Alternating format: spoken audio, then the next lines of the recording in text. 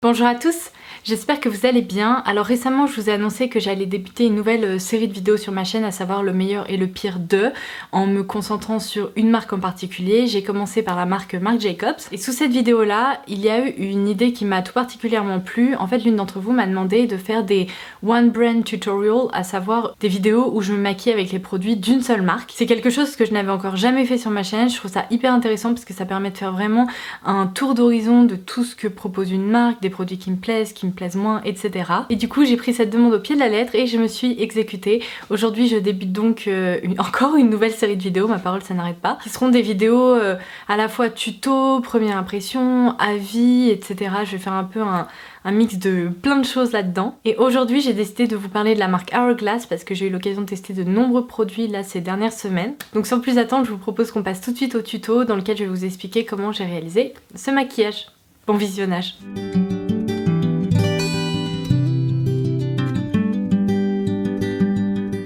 J'ai laissé ma crème au yuzu d'Herborian chez mon chéri, donc aujourd'hui je vais appliquer celle-ci. C'est une crème Skin Food qui s'appelle la Watery Berry Gel Cream. Et comme vous pouvez vous en douter, j'ai opté pour une texture très légère et très fraîche aujourd'hui. Comme vous pouvez le voir, c'est vraiment voilà, un gel très aqueux qui fond littéralement sur le doigt. Parce que là, j'ai besoin de toute la fraîcheur que je peux trouver. Donc je vais commencer par appliquer la base qui est la Veil Mineral Primer, qui est une base oil free. Alors cette base je la connais déjà, ça fait longtemps que je m'en suis pas servie parce que je dois vous avouer que mon précédent tube, enfin flacon, doit remonter à il y a quelques années déjà. Mais je me souviens qu'à l'époque je l'avais trouvé assez incroyable comme base parce que elle est très légère, elle fond sur la peau et elle permet de créer une base... en tout cas une texture très lisse au niveau du visage. Et comme vous pouvez le voir, il en faut vraiment très peu. Alors je vais prendre un petit compact juste pour regarder si mes pores ont un peu été floutés. Alors un petit peu, mais c'est pas non plus la folie. En tout cas, en termes de confort, elle est vraiment dingue parce que si vous aimez pas les bases qui se sentent sur le visage, celle-ci ne se sent absolument pas. Alors pour le fond de teint, j'ai décidé d'appliquer le Vanish Stick Foundation, donc d'Hourglass évidemment, dans la teinte Porcelain. C'est un fond de teint dont j'ai commencé à me servir il y a assez peu de temps finalement, parce que j'en entendais beaucoup parler. Donc c'est un fond de teint stick, et comme vous le savez peut-être, je n'utilise jamais de fond de teint stick parce que jusqu'à présent j'en avais pas vraiment trouvé qui me conviennent. Mais celui-ci, ce qui est très particulier, comme vous pouvez le voir, je vais en appliquer comme ça un petit peu sur le visage, c'est qu'il est assez couvrant et il permet vraiment de très bien unifier la peau. Et je vais me munir d'un pinceau, celui-ci c'est le Pro Angled Contour de chez Sephora. Je vous ai déjà parlé à plusieurs reprises de cette gamme de pinceaux parce que je les trouve incroyables. Ils sont d'une qualité complètement folle. Alors j'ai pris celui qui s'appelle le Contour parce qu'en fait il est un peu plus dense. Et je trouve qu'il permet de mieux estomper les matières crème comme ça. Parce que j'ai pu constater avec ce produit qu'au Beauty Blender, ça fonctionne pas si bien que ça. L'éponge a tendance à créer des zones où on voit vraiment qu'on a appliqué du fond de teint. Alors que si on les estompe comme ça au pinceau, le rendu est beaucoup plus naturel. Et je trouve que la matière s'estompe mieux, en tout cas se diffuse mieux. Alors je vais en réappliquer ici parce que j'ai des rougeurs au niveau...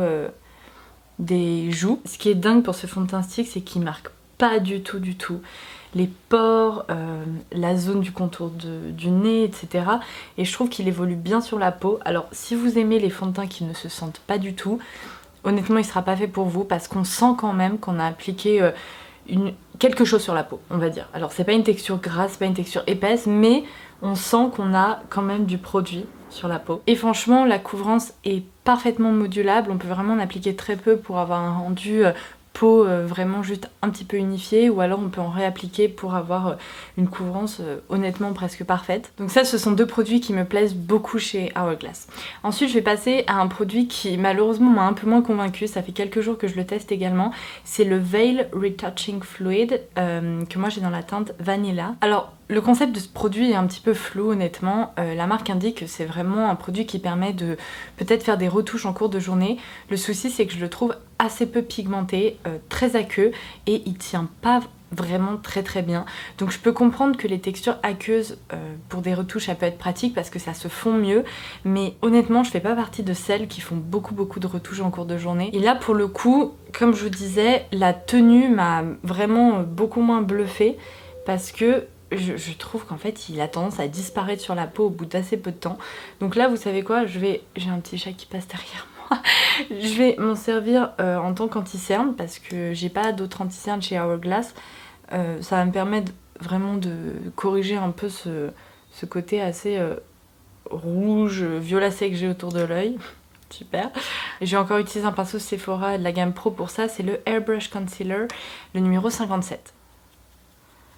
Alors par contre, c'est vrai que si vous aimez les textures très légères, très aqueuses comme je vous disais, peut-être que vous l'aimerez pour le contour de l'œil justement parce qu'il est très léger. Mais voilà, il permet juste un peu d'unifier et d'apporter de l'éclat. Parce qu'autrement, si vous avez des cernes très bleutées, je pense qu'il fera rien pour vous, hein. Malheureusement, il faudra vous diriger vers un autre produit. Comme je vous disais, il unifie un petit peu et guère plus. Donc ça, c'est peut-être pas le produit que je vous recommanderais d'office chez Hourglass. Alors bien sûr, maintenant que mon teint est bien plus unifié et bien plus joli qu'il y a encore quelques minutes, je vais poudrer tout ça, donc je vais tester. Alors, c'est la deuxième fois que je la teste. C'est la Translucent Setting Powder, donc toujours dans la gamme Veil chez Hourglass. Je dois vous avouer que je trouve le packaging assez ingénieux parce que moi, comme vous le savez déjà, j'adore les poudres libres. Je suis une grande fan de poudre libre et sincèrement au quotidien je ne me sers que de ça parce que je trouve que le rendu sur la peau est bien plus joli que des poudres compactes. Et ce que j'adore dans les poudres libres que j'utilise, c'est lorsqu'il y a un capot qui permet vraiment de protéger la matière et que ça s'envole pas partout. Là la marque a opté pour un autre système que j'avais encore jamais vu, à savoir que dans le bouchon il y a un relief qui permet vraiment de bien bloquer la poudre et il y a le petit ami en forme de hache, donc qui rappelle évidemment le hache de Hourglass. Je trouve ça assez pratique parce que finalement ça permet de prélever de la matière assez facilement. Donc c'est ce que je vais faire, je vais prendre un pinceau poudre. Alors la première fois que je m'en suis servi, tout ce que je peux vous dire c'est que j'ai pas du tout eu l'impression d'avoir de la poudre sur le visage. Et ça c'est vraiment peut-être le point le plus positif. Alors là comme vous voyez, je poudre partout parce qu'en fait vu la température qu'il fait, j'ai beau avoir la peau sèche, j'en ressens le besoin. Non mais c'est incroyable. Enfin je sais pas si vous voyez mais ça garde la luminosité en fait du fond de teint et des produits que j'ai appliqués en dessous. Il n'y a pas du tout, mais du tout d'effet poudré sur le visage. Mais rien du tout. C'est-à-dire qu'il y a vraiment des poudres où on voit quand même un petit aspect plus mat, plus poudré. Là c'est honnêtement... on pourrait croire que je me suis même pas maquillé le visage. Mon teint est hyper unifié et pourtant très naturel. Franchement, si vous voulez craquer sur des produits à Hourglass, je vous conseille vraiment de craquer pour les produits pour le teint parce qu'il y a des petites pépites et pour le moment... j'adore. Alors avant de terminer mon teint, parce que ça je pense que je le ferai plutôt à la fin, je vais d'abord zoomer pour faire mes sourcils et maquiller mes yeux. Alors pour maquiller les sourcils, je vais me servir du Arch Brow Sculpting Pencil qui se présente comme ceci. C'est un pinceau, un crayon double embout avec d'un côté un petit goupillon et de l'autre bien sûr le crayon à sourcils qui se présente comme ceci, qui est en fait un tout petit peu biseauté. Je vais commencer donc par brosser mes sourcils avant de les maquiller pour retirer peut-être des petits excès de poudre ou quoi que ce soit. Vous allez voir, le rendu est très joli. Par contre, honnêtement, il coûte peut-être un peu cher. Autant je pense lorsqu'on a envie d'investir dans des produits pour le teint, etc. On peut le faire assez facilement dans le sens où ce sont des produits déjà qui durent un moment et dont on voit vraiment un rendu très différent selon les produits, selon les marques. Autant un crayon à sourcils, bon je dois vous avouer que il y en a beaucoup qui se ressemblent, qui ont des rendus très similaires. Ce que j'aime beaucoup avec celui-ci, c'est qu'il reste naturel, mais qui permet vraiment de bien redéfinir les sourcils. Et cette teinte-ci, qui est la Soft Brunette, elle est idéale pour moi. Je pense que vous pouvez voir quand même l'avant-après. Bon, ce sourcil est beaucoup plus défini et bien rempli. Et la petite touche finale dans les sourcils que j'adore apporter en ce moment, je vous en ai parlé dans ma vidéo favori avec un brow gel de chez Givenchy, c'est apporter donc une touche de mascara pour les sourcils. Donc ici c'est le Brow Volumizing Fiber Gel. Et alors celui-ci, franchement il y a du niveau parce que je dois vous avouer que je le connaissais pas, j'en avais entendu beaucoup de bien. En fait on est sur une petite brosse avec une partie plus longue et l'autre plus courte. Une qui permet vraiment de remplir et l'autre de brosser finalement les sourcils. Ça permet de donner un aspect hyper fourni et très bushy brow si vous voulez. Et moi c'est vraiment ma passion en ce moment. Je sais pas, je dois regarder trop de photos de maquillage un peu éditoriaux parce que j'adore, vous voyez, remonter comme ça mes sourcils et qu'ils aient un aspect hyper brossé. Donc ça c'est vraiment le produit idéal pour ça. Et vous savez quoi, dans mes favoris je vous ai parlé du Brow Gel Givenchy parce qu'il fixe hyper bien, mais comme je vous disais, il laisse vraiment dans les sourcils un aspect très... Enfin, c'est pas un aspect, c'est une sensation très cartonnée. Et lorsque vous touchez vos sourcils, vous sentez en fait qu'il y a du produit. Et là, honnêtement, j'ai trouvé un produit qui va le remplacer, mais en un rien de temps. Parce que même si je l'aime toujours beaucoup, celui-ci, il est beaucoup plus léger, il se sent beaucoup moins. Et il fixe très bien quand même. Non mais regardez-moi là, ces petits sourcils tout brossés, j'adore. Bon et bien écoutez, il est temps de passer au maquillage des yeux. J'ai pas de base à paupières donc vous savez quoi, je vais le maquiller par-dessus directement. Je vais tester une des nouvelles palettes graphiques de chez Hourglass dans la teinte Vista qui se présente comme ceci. Alors ce sont des neutres avec une touche de doré, une touche de taupe, peut-être là, je sais pas, ça ressemble à un marron légèrement brique. Alors je vais justement commencer par prélever cette teinte-ci. Alors ce qui me fait un peu peur, c'est que sur le dos de la main, là vous voyez, je viens de passer un peu le fard et ça a l'air de faire des traces. J'espère vraiment que ça va pas faire ça sur la paupière parce que là, j'ai juste pas le courage d'avoir ce genre de rendu. Je vais balayer un peu la couleur et je vais la ramener dans le creux.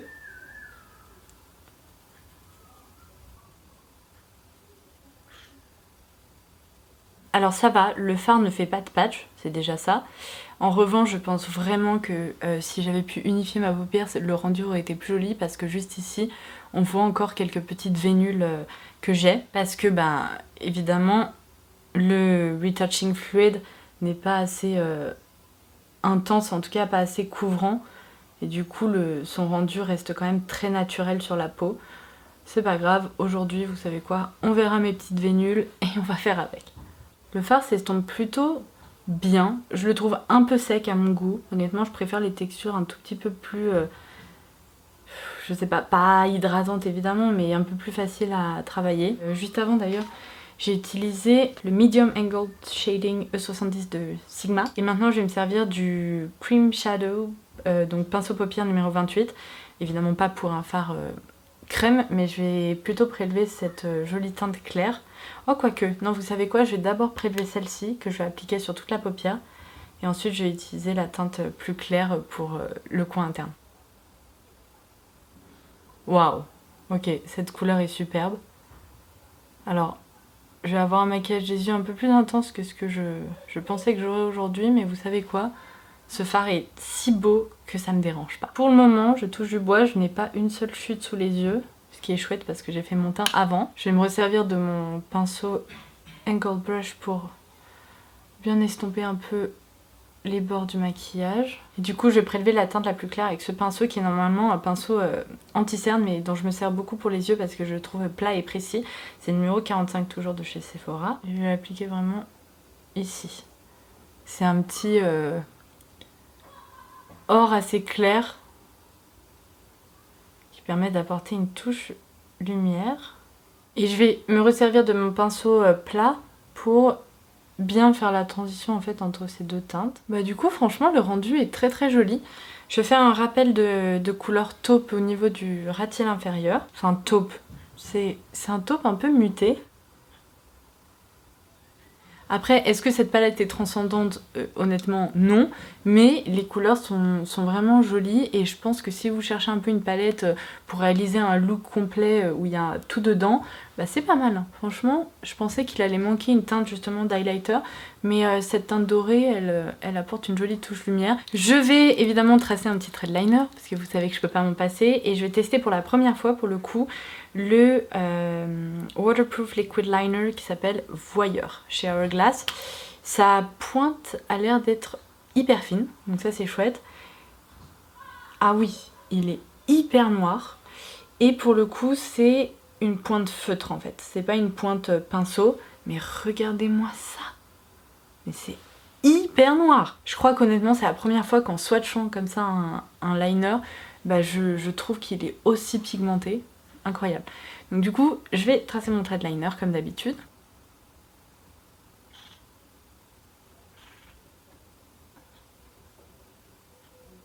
C'est fou parce que ça a beau être un feutre, je sens que la matière est un peu liquide.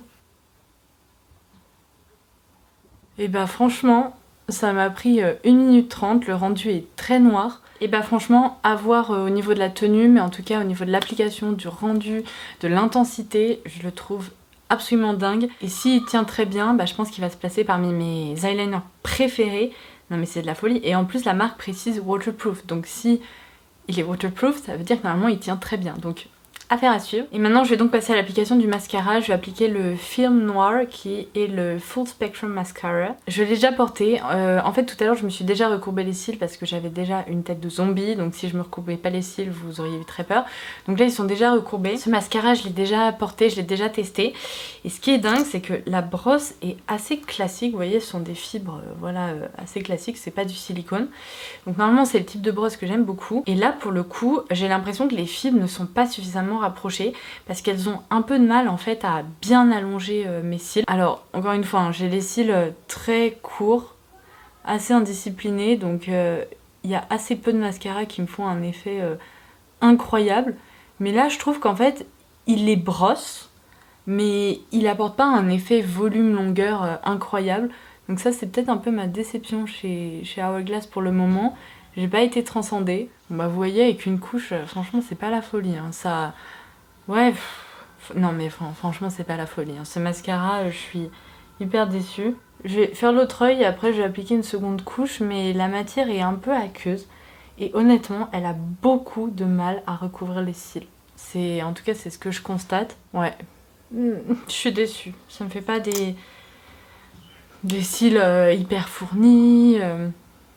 Hyper noir, pas du tout. Vous savez quoi, j'en applique une deuxième couche et je pense que par-dessus je vais appliquer une petite couche du Monsieur Big de Lancôme pour apporter un peu de volume parce que là clairement c'est décevant. Mais après hein, encore une fois je préfère vous le préciser, le mascara c'est hyper personnel. Hein. Ça se trouve il y a des mascaras que vous adorez, moi je les déteste et vice versa donc...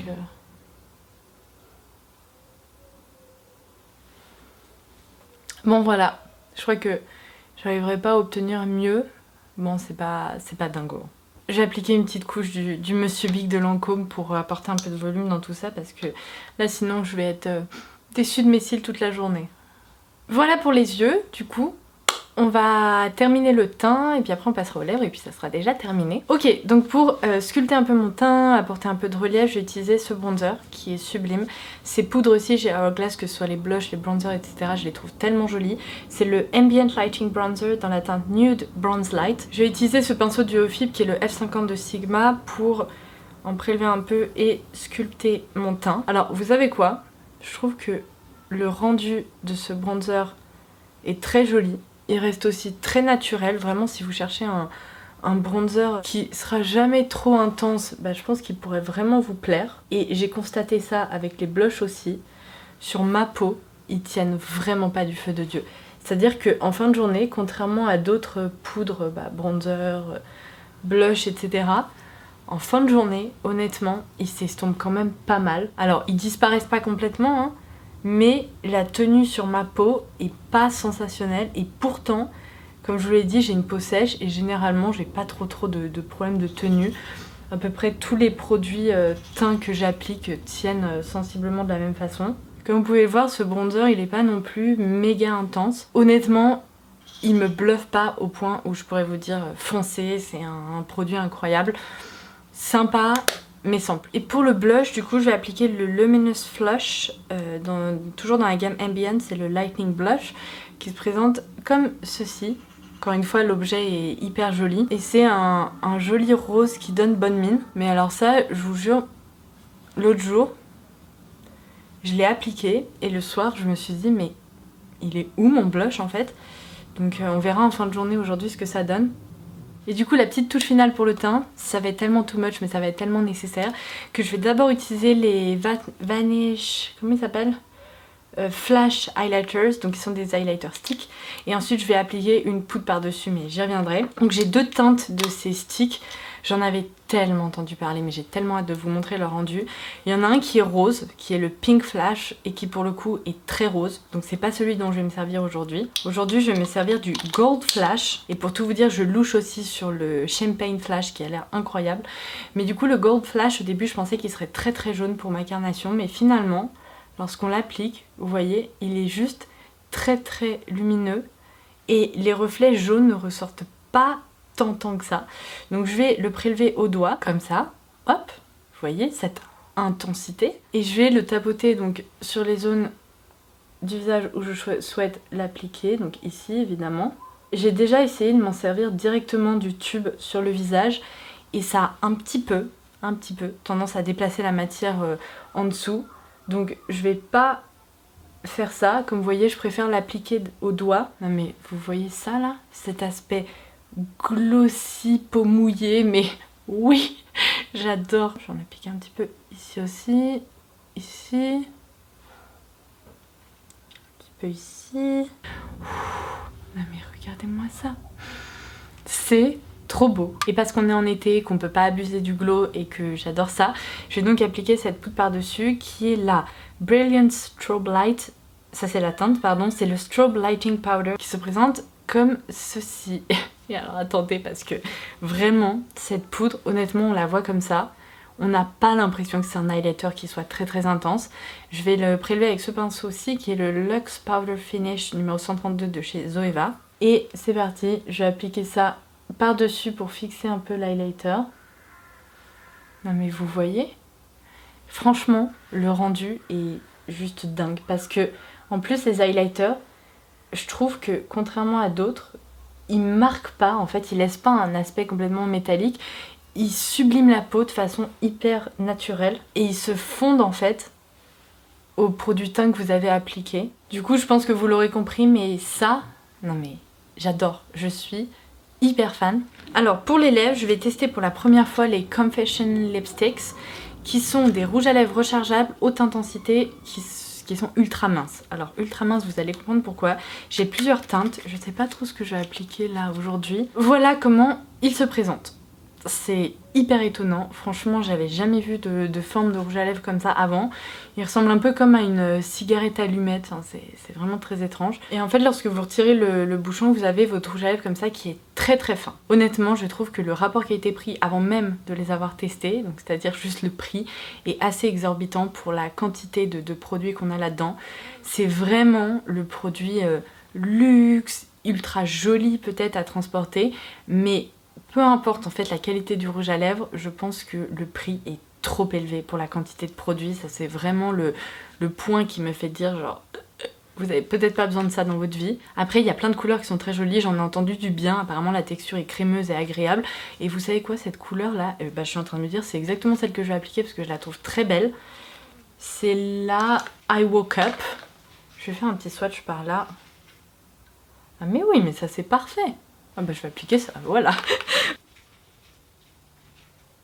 Alors, bon la pigmentation est au rendez-vous. Ils ont une petite légère odeur de rouge à lèvres mais rien d'incroyable, en tout cas rien de notable. La texture est crémeuse mais elle se tient, vous sentez en fait que la texture adhère à vos lèvres et qu'elle va pas s'en aller comme ça. Donc c'est du crémeux velouté un tout petit peu collant. C'est vraiment dommage que le raisin ressemble à ça et qu'il n'y ait que ça en matière de produits, parce que c'est vrai que la texture là est un peu en train de me bluffer, mais c'est vraiment léger quoi, il y en a vraiment peu. Alors après si vous voulez vous faire un petit kiff comme ça et craquer, bah je pense que vous serez pas déçus, parce que rien que la première application me bluffe, mais c'est cher quoi, c'est cher. J'en ai terminé.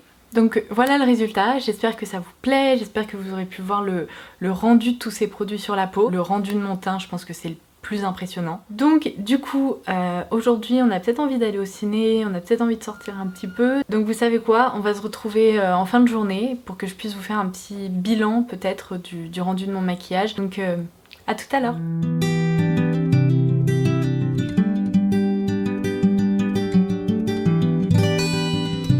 Hello, alors me voilà, comme vous pouvez le voir j'ai eu très chaud, mais très chaud. Là il est 19h passé et finalement on va aller au ciné à la séance de 20h, donc c'est pour ça que je préfère faire ce petit update avant qu'il soit trop tard, parce que quand on rentrera il fera nuit, donc je pense qu'il vaut mieux vous donner un peu des news maintenant. Alors autant vous dire que je suis bluffée par ce maquillage, parce qu'honnêtement comme vous pouvez le voir le liner n'a pas bougé, les fards à paupières n'ont pas bougé, donc de ce point de vue là c'est nickel. J'ai fait subir quand même pas mal de choses à mon teint, à savoir que bon évidemment j'ai transpiré parce qu'il a fait chaud. Après on est resté devant le ventilo pendant un bon moment. Je dirais que le fond de teint a un petit peu disparu là au niveau du nez, un tout petit peu ici au niveau des ailes du nez et du menton, sinon le reste de mon visage est nickel. L'highlighter n'a pas bougé, le bronzer, je sais pas si vous allez pouvoir le voir mais j'ai vraiment l'impression qu'il a un peu disparu, tout comme le blush d'ailleurs. Donc pour les poudres je dirais que peut-être ma peau ne réagit pas bien ou que sais-je. Dites-moi si vous avez le même problème avec ces poudres là parce que pourtant j'ai l'impression que tout le monde les adore et c'est ce que je vous disais sur moi, elles tiennent pas du feu de Dieu. Par contre le rouge à lèvres n'a pas du tout survécu au déjeuner de ce midi, il a complètement disparu, j'en ai réappliqué après le déjeuner justement et il y a de nouveau plus rien, donc niveau tenue c'est très décevant. Tiens d'ailleurs je vous ai pas dit mais pareil les sourcils ils sont toujours parfait. Donc du coup si cette marque vous intéresse, dirigez-vous en priorité vers les produits pour le teint, excepté les poudres, enfin je veux dire les blushs, bronzers etc. parce que ça je suis un peu déçue. Tout ce qui est produit pour les sourcils, pour les yeux c'est nickel. Et puis bon rouge à lèvres il faudra que j'essaye peut-être d'autres références parce que là les Confession Lipsticks étaient un peu décevants. Donc sur ce j'espère vraiment que cette vidéo vous aura plu, je vous embrasse très fort et je vous dis à très vite. Bye bye.